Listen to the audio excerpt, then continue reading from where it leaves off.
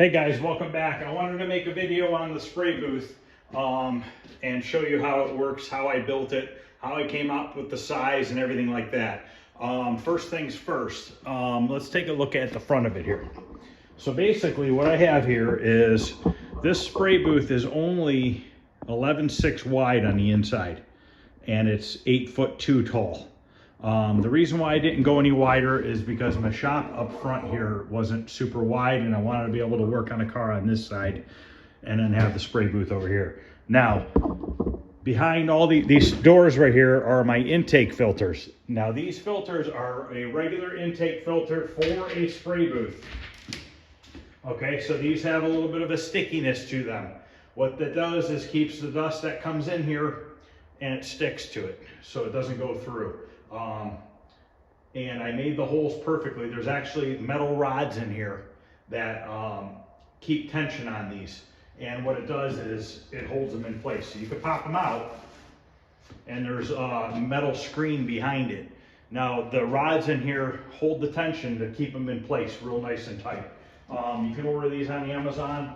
They're real spray booth filters. They're 20 by 20 filters. I have them on both sides of the doors.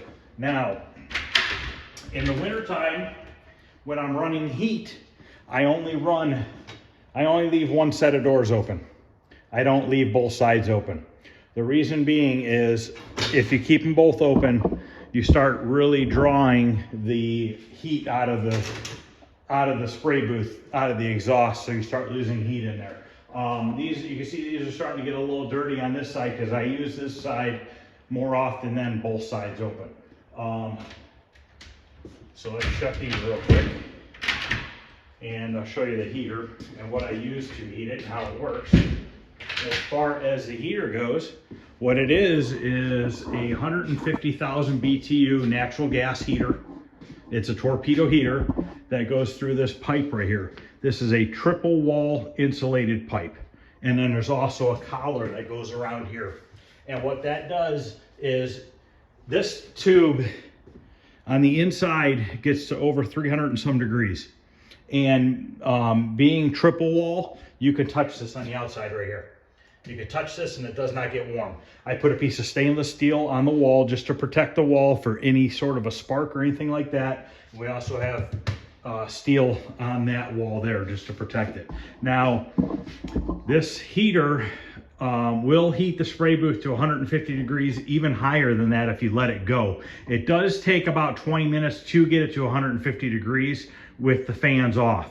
With the fans on and it being 20 degrees outside, so let's say your painting is 20 degrees outside, with the fans on and this going full blast, it'll stay about 70 degrees in there. Now, because this front shop is small, it's only like 1,000 square feet up here, I have to open this door to the back shop.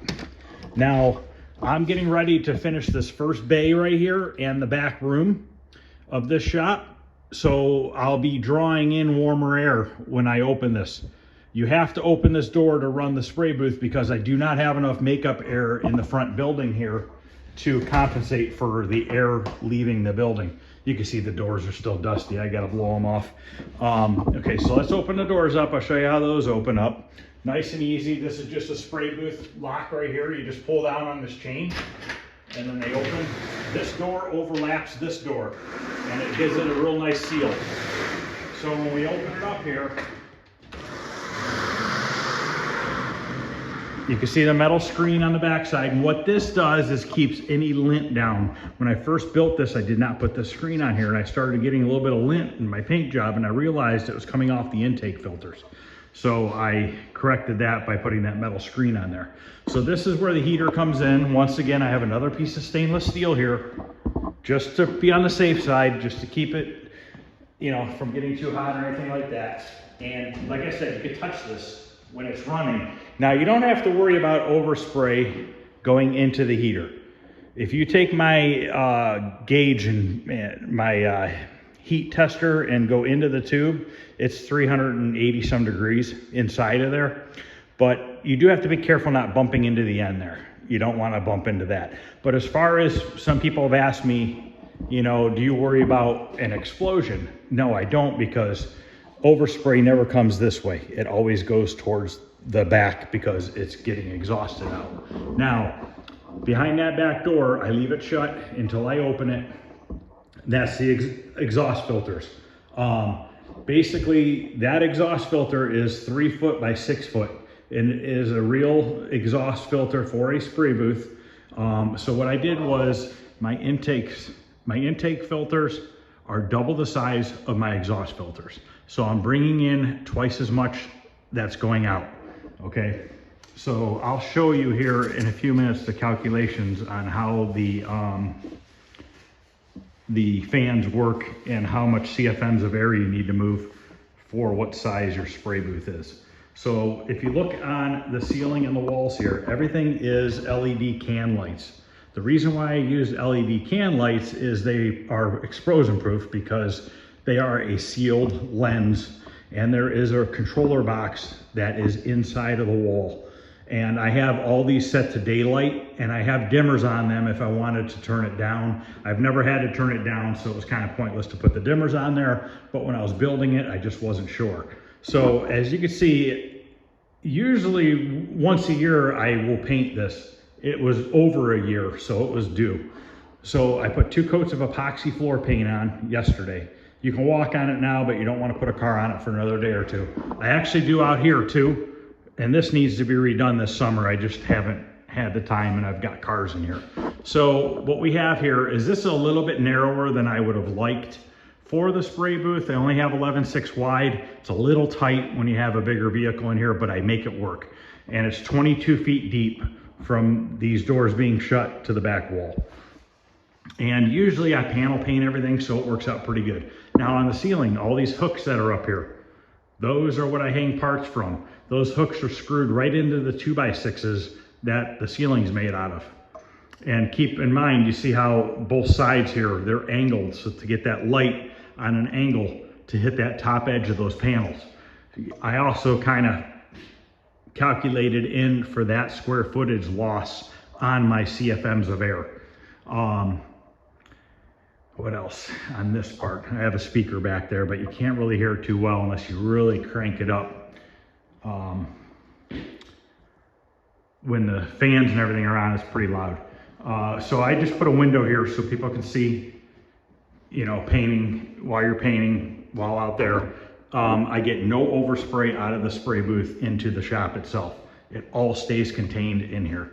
So this is just a man door that goes out into the shop. Then I have another man door here, which goes into my mixing room, which I'll show you that in a minute.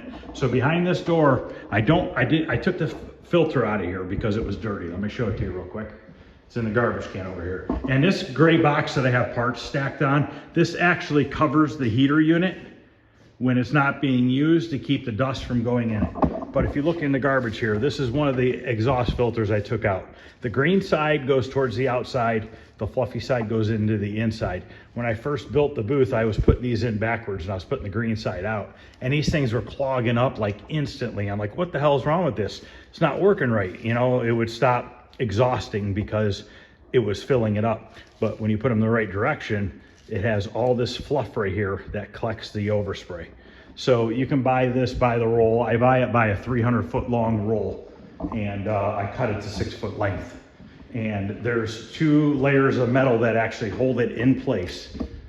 So basically I open this up and I latch it right here, because if you don't latch this door, the air movement will slam it shut on you. So I'm not gonna really turn it on, I don't think here. I guess I could turn it on. Okay, so what we have in here for fans, there's 2 fans in here. They're 2 24-inch fans that have motorized, well, I guess they're not motorized louvers. The louvers open up when the fans turn on. These are explosion-proof fans. So if you look at the motors in there, I have this inner grate in here so I can't get to them. But if you look at the motors in there, there is no opening anywhere on the motors. Those are complete sealed motor. So no overspray can physically get into the inside of the motor. So if you have sparks or anything going on in there, you don't have to worry about an explosion happening because they're sealed. So each one of these will move 4,400 CFMs of air. So these two fans are moving 8,800 CFMs of air. And I kind of built this little bump out, which this actually hangs outside. There's a little roof on it and everything. And it works out really well. And then you put your roll filter in here. And then I have another one of these metal grates that go on the outside. You just take this piece of wood off and then you put the other grate in and then you screw that piece of wood back in and then your exhaust filters are right there. Let me open up the overhead door and I'll turn these on real quick. Okay, so over here I have a fan switch with a light on it so you know when it's on. So if you turn this on, it turns on both fans. And as they start speeding up, they open the louvers on the outside. And there is a metal like ductwork on the outside that keeps the rain and snow from wanting to come on the inside. They work really good, and you could unplug one of them if you needed to, which it works better with both of them running. I did put a second coat of paint on the floor last night. I had a half a gallon left over, so I figured, you know what, just use that up because I still have another gallon for the rest of the shop. But shut this door. I just opened up the overhead door right now because I didn't want to open that other door. I try not to, in the summertime, I try not to open the overhead door when I'm painting. I go this way because outside you have dust, dirt, and everything else. It's just gonna get these filters dirty quicker. So by sucking it out of the other building, there's less dust and dirt in the air, obviously. And then as I finish that building up, that will also help improve it. Now I used a 4-inch rubber cove base around the wall bottoms here. I did that for the simple fact of sealing it to the floor to keep dust out. Around the lights, it does collect a little bit of overspray over time. There's really nothing you could do about it. Pretty much any spray booth seems to do that, unless maybe if you have a $100,000 spray booth or something. So anyways, into this room here, this is my mixing room. Once again, the floors are painted. I have an actual mixer here for mixing gallons or quarts. And then I have these which work for my primers and everything. They have mixing lids on them, so when you slide them in here, you just turn the dial and they mix.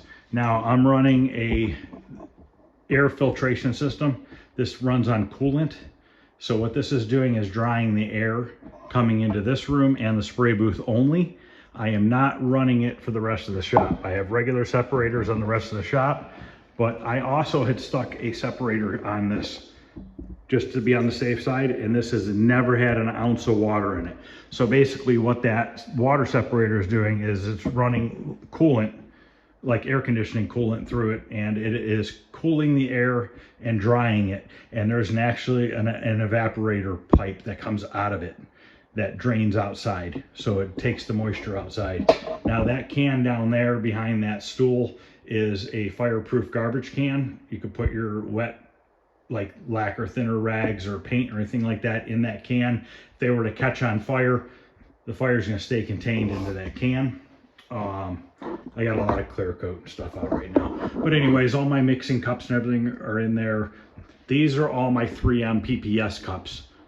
So this is a 20-ounce cup, this is a 27-ounce cup, and then if you look down here, hanging out of the bottom of there, these are little 6-ounce cups for the mini, just little cups for doing little areas. I keep stands for the spray booth only in this cabinet.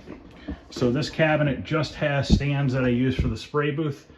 I don't use them for body work. What that does is eliminates a lot of the dust. I'm gonna take my phone off the tripod here. I'm walking around with this tripod and it's kind of getting in the way. Okay, so what I do is I just use these for in the spray booth. That's just some paper, roll of 3-foot paper in there. On top of this cabinet, I just have a bunch of extra boxes of PPS cups. This is a 30-pack of disposable spray suits. I run these disposable spray suits. I get like 3 or 4 uses out of one, and they're like $4 a piece, so they're pretty cheap. In this cabinet, this is an explosion-proof cabinet. So this houses a bunch of paint and stuff in here. And once again, this is, if there were a fire to break out, it's gonna keep these cans inside this cabinet if they were to start exploding or anything like that. This is just a regular cabinet up here. These are all my respirators and regular masks and stuff like that. I keep all that up there. I have extra respirators up there. You can see there's just tons of cups and cups and cups. This is my gun washing cabinet. I wash all my guns in here except for my clear coat guns. I do not put my clear coat guns in here because I'm always worried about getting metallic or something like that in the clear coat gun. Then you go to spray a white paint job or something like that, and then you magically have a piece of metallic in the middle of your white paint job. I do clean my clear coat guns over top of this gun cleaner, but I don't physically run the gun cleaner, run it through the gun cleaner. Oh, get my sleeve stuck. So underneath here, here's a timer for a 1 minute cycle, and it runs on air. And then in here, this is a 5-gallon pail of wash thinner, and this washes it. And what this does is, as it washes, this is the garbage tube right here. It sends the dirty paint and everything to the can, and then it sucks it back up out of this tube. When it comes out of this tube, there's a sock in the bottom of the tube, and that keeps your debris from coming up, back up out of that container. And everything just stays inside that fireproof cabinet there as well. And that, believe it or not, over time that evaporates from using it. And what you end up with is just some dry solids on the bottom of the can. And at that point you can get rid of them. So we have another explosion proof cabinet here. And this has a bunch of clears and primers and stuff in it. This stuff is out right now because I actually bought 2 more of these cabinets, which are going to go in this back building right here on the other side of this door to store some more materials. I try to keep all paint inside of those cabinets in case there were ever to be a fire. This is my spray gun cabinet. I keep all my spray guns, extra filters, gloves, anything like that. There's extra spray suits up there. Got extra boxes of gloves up there. Now this is just regular paper towels by Torx. I use this just to wipe the guns down after they come out of the cleaner. I got a little eye wash station there. I'm sure you guys have painted in the past, have gotten lacquer thinner or something in your eye. It does kind of suck. I keep a fire extinguisher in here as well. I have like 3 or 4 of them in here just to be on the safe side in case something were to happen. Now these Torx towels over here, these are the lint-free 4-ply towels. So these what I use to wipe down the cars with before painting. Behind this door here is a little closet, and I keep all my masking tape and paper machine in here for all that. I have obviously a bunch of tape and paper up here as well. My plastic cover for the cars and wheel plastic. I even keep wire out here to hang for the hooks. Anytime I do home electrical or something like that and I have extra pieces, I save it because that works really well for hanging parts. I even use some aluminum foil sometimes to cover parts up rather than taping them all up. But I actually need to reload this machine right now. I don't have any of the paper rolls on it. I got to get them back onto this machine. I got more of them up there. This is just a box of regular mixing cups, and then we have a bunch of boxes of razor blades and stuff like that. I have a carbon monoxide detector in here. I also have another one in the building on the outside of the spray booth. So basically you can come in here at any point, and while painting is being done in there, no overspray or fumes come into this room. And also I have a light under here, which I have it blocked by these cans right now. Where's that switch at? Not used to having blocked up. Okay, so if you lift this top switch is just a light to light up the countertop. Now this bottom switch, I have a fan up here. That's just a bathroom fan that goes through the building outside under the soffit. And that's just in case it got fumey or something in here, I can exhaust the fan, the fumes out. That is not an explosion-proof fan, but I've never honestly really used it. I put it in here thinking I might need it, and I never really ended up using it. So that's pretty much as far as that goes. Let me show you here how I came up with this, the formula for the CFMs of air that you would need for your spray booth. It's a really, really easy formula. I wrote it down on a piece of cardboard here. Okay, so my spray booth is 11.5 feet wide. So I put 11.5. It is 8 foot tall. It's about 8'1" tall, but I put 8 foot. So what you do is you do your width times your height times 100. Okay, it doesn't matter how long your spray booth is, you just have to times it by 100. So width times height times 100 comes out to 9,200 CFMs. Okay, that's at this being a perfectly square box. You remember out there I have those angles where the lights are, so I had to minus that off. So I'm running two 4,400 CFM fans, which comes out to 8,800 CFMs. Okay, so I'm within 400 CFMs of the 9,200. But once you minus out those angles and stuff, I am probably within 100 or 200 CFMs of being exactly where you need to be. So it doesn't matter how big you make your spray booth. If it's 10 feet tall and 15 feet wide, you just do 10 times 15, which is 1,500, times 100, which is 15,000. So then you need to find fans that'll move 15,000 CFMs of air. So it's really easy formula. If anybody is looking to build a spray booth, you know, that's something you're definitely going to want to know, because if you're not moving enough air, there's really no point in having a spray booth, because you're not really going to do it any good. Now, all these walls are 2x6 walls and the ceiling, and they are all insulated with R19 insulation. So once I get the spray booth up to the temperature that I need, let's say I'm baking clear coat, like that clear coat bakes at 130 or 140 degrees. I'd have to look at it and see. It usually would take me about 15-20 minutes to get up to that temperature in the winter time. In the summertime, maybe 10 minutes it'll take to get to that temperature.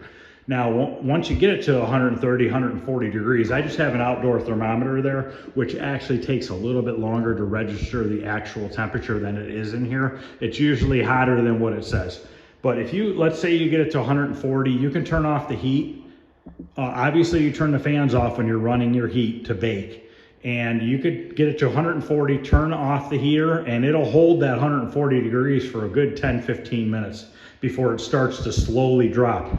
So once you get it to temperature, all you gotta do is shut it off and you're good to go. It'll end up drying perfectly fine without any problems.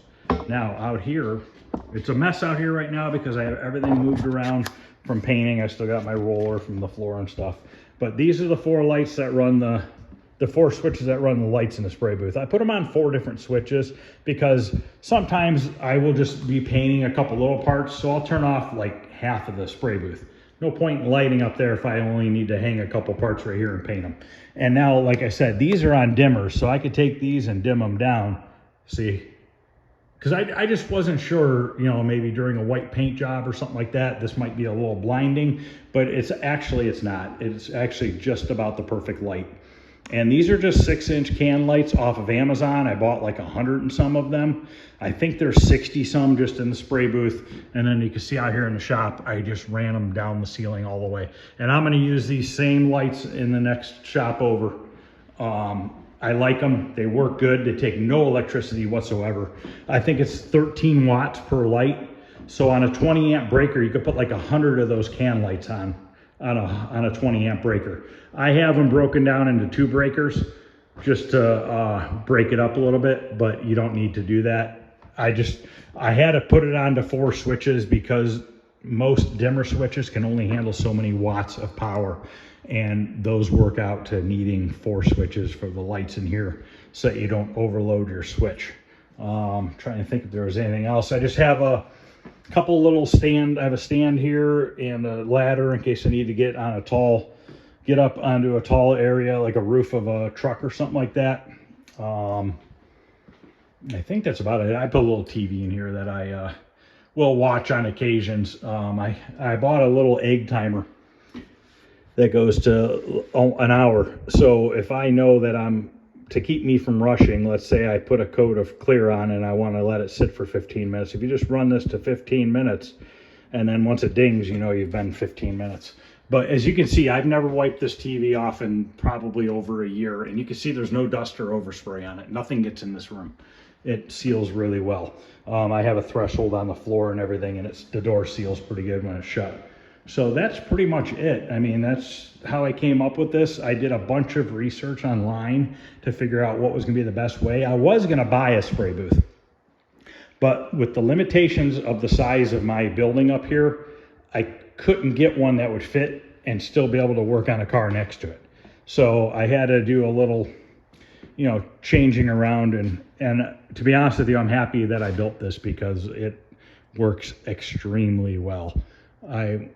It way more exceeded my expectations. I never thought it would work as good as it did, and it does. And I didn't even take it all the way to ceiling because what's the point? I don't paint anything that big. My garage door is only 8 foot tall, so I'm not getting anything in here taller than 8 foot anyways. This grate right here is just the furnace that heats up this front shop. Copper line right there, those are my air lines. I ran all soldered copper line through the building to run all my air.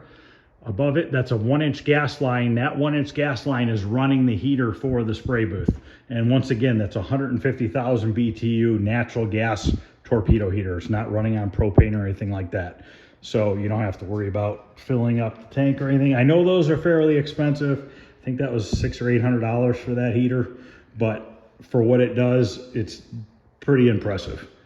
So, all right, guys, figured I would do my quick video here. That's that other metal grate that goes to cover the spray booth filters. One more thing, up here is a cabinet.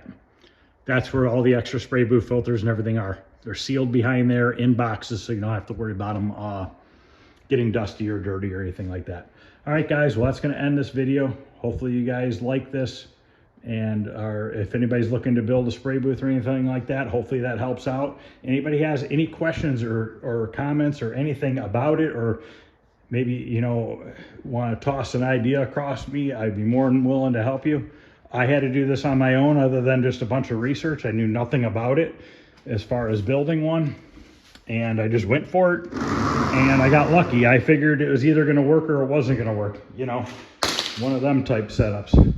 And I got lucky, and even with the heat, I was real lucky with how that worked out. So if like I said, anybody has any questions or anything, please feel free to ask. I'd be more than willing to help you out. And if everybody could please give me a thumbs up, like, subscribe, share, that would be much appreciated. Thanks guys for watching. Plenty more videos coming, and I will see you guys later.